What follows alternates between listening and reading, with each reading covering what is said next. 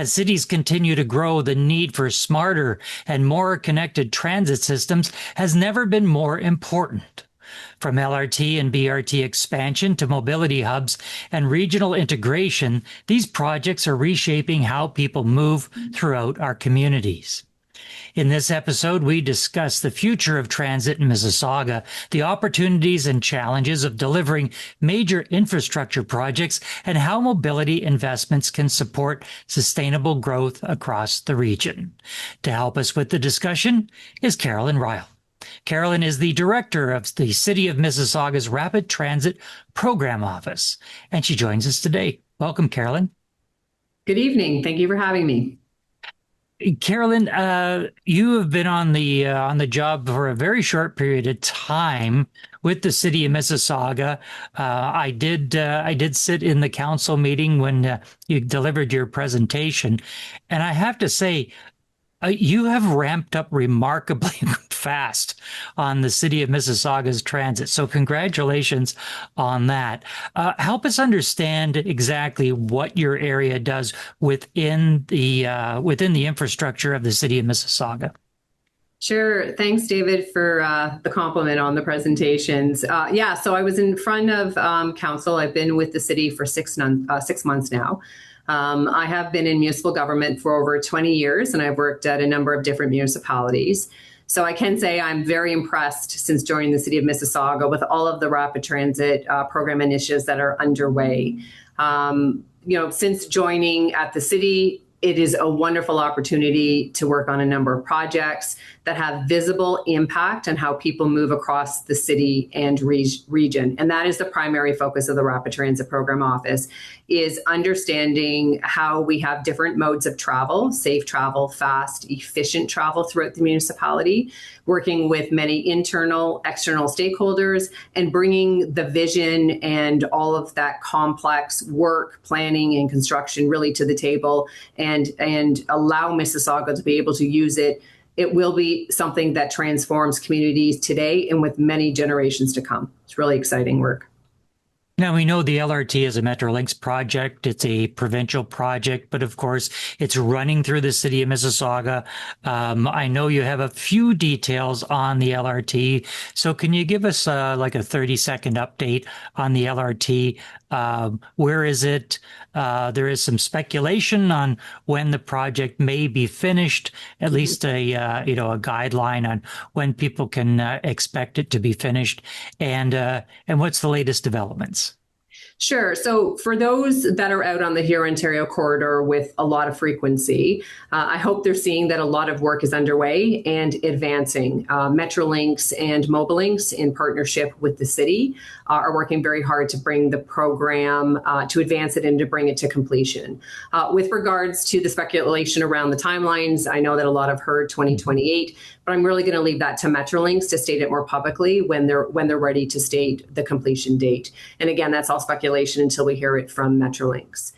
With regards to the roles and responsibilities, the city's role is one really to protect the city's interest in the infrastructure and ensure that, what is being built complies with standards, bylaws, and the prioritization around safety. So our role with Metrolinx, who are the owners of the LRT, is really to play the role from the municipal perspective. We're good partners. We're working with them to advance the project as quickly as possible, but in the safest way possible. You are working on a few very, very interesting projects, the BRTs, which have been in the planning stages for quite some time. One along Dundas, one along Lake Shore. Give us the updates on those projects. How far along are they in the planning stages? I know the Lake Shore one is in the infancy at the moment, but Dundas is moving along quite nicely. So give us an update on those two projects. Yeah, so the bus rapid transit projects, just for clarity, these are led by the City of Mississauga. So they're owned and they will be operated by the city. So it's a little bit different than the model that we're working through with Metrolinx on the HML LRT component. So with regards to the Dundas East BRT, that is 7 kilometers of center median running dedicated bus lanes, and the limits are from Confederation Parkway to Etobicoke Creek. with the Lakeshore BRT. So this is the second large program under the BRT program file. This is 2 kilometers of center median running dedicated bus lanes, and this is from Etobicoke Creek to East Avenue. Both projects are in detailed design, and as communicated to council, we are looking to start early works, hopefully by the end of this calendar year, 2026, and we'll be moving into more of those early works starting in the beginning of 2027. And then from there, we'll come back to council and to the public, giving them updates around the larger construction plan and what that may take out in these different communities. Bus rapid transit programs are transformational from my perspective. They deliver fast, reliable, high capacity transit at a scale that reshapes, I view, how people move through a city. And by providing dedicated lanes and improved service frequency, it reduces travel time, improves connectivity, and it makes public transit a more competitive alternative to staying in a vehicle and driving. One of the exciting parts of the bus rapid transit are the hubs that are going to be at some major intersections that will be, they'll have housing. They're going to have commercial properties. How do they integrate with the BRT system? So one of the things with, any rapid transit program, whether it's LRT or BRT, they really are centric to what we refer to as transit-oriented development. So what happens often when you have these major hubs going in along corridors, they transform communities and the development opportunities that exist along these different corridors. So that is one of the things, in generations out, future generations, there'll be a lot of that transformation that will happen along these corridors. And what they do is they allow people to work, live, and play with very quick access to transit to get them where they need to within these different communities. So it is, again, they're transformational and they're legacy setting, in my view, to many municipalities. One of the downtown future transit hubs that the division is working on, in addition to the BRT, the bus rapid transit, and the light rail transit that is being led by Metrolinx, is we are in the process right now of an environmental assessment for a new downtown mobility hub that will support the My Way and the GO service, the BRT services that will support LRT and many other functions, whether they're within the city or they're connecting among different municipalities. This is the busiest bus segment for My Way in the downtown core area, and it is the second busiest for GO outside of the Union Station. So where we are, for example, with this downtown brand new mobility hub is we're looking to right size this for current and future operational need. And this is a program that has just started the environmental assessment process. And we have a first PIC scheduled for public awareness and participation on June 4th next week here at City Hall from 6 to 8 p.m.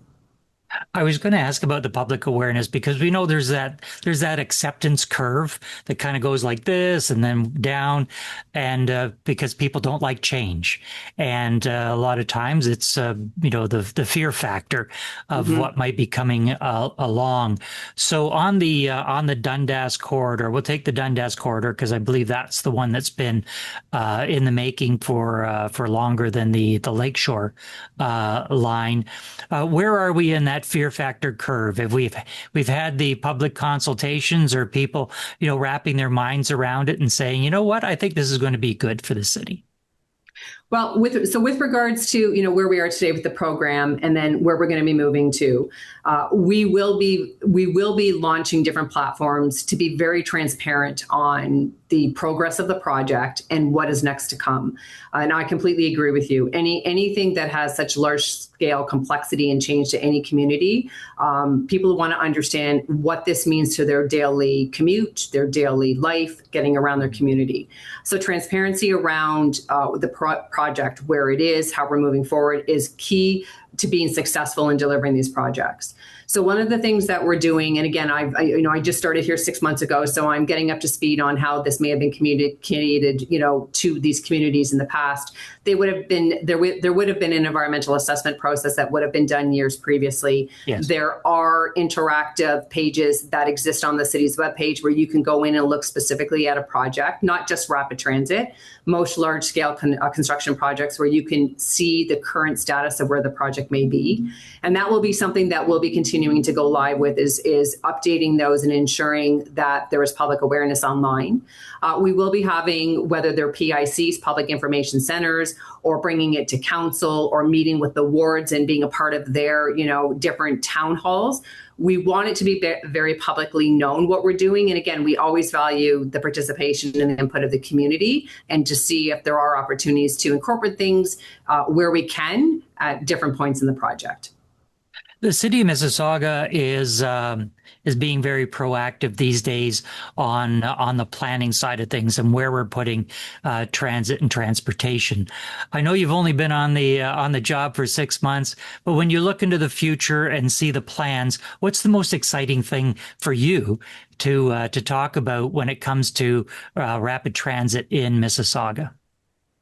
Well, listen, rapid transit in any municipality is, in my view, it's their legacy setting and building. They transform communities. There is a lot of forward thinking here on connecting, again, not just in Mississauga, but also to other regions.